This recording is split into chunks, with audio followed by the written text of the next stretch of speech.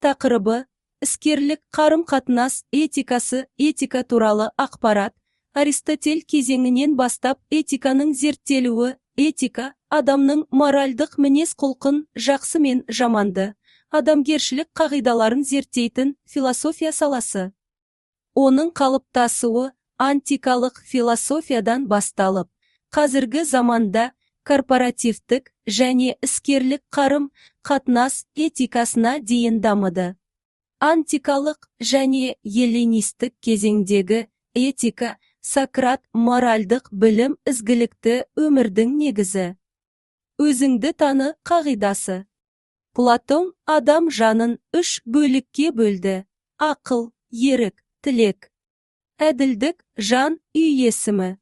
Стоицизм Зенон, Сенека, Марк Аврелий. Ізгілік ақылға бағыну. Тағдырға мойынсыну, рухани еркіндік. Эпикуризм ләззат ең жоғары игілік, бірақ ол рухани тыныштықпен байланысты.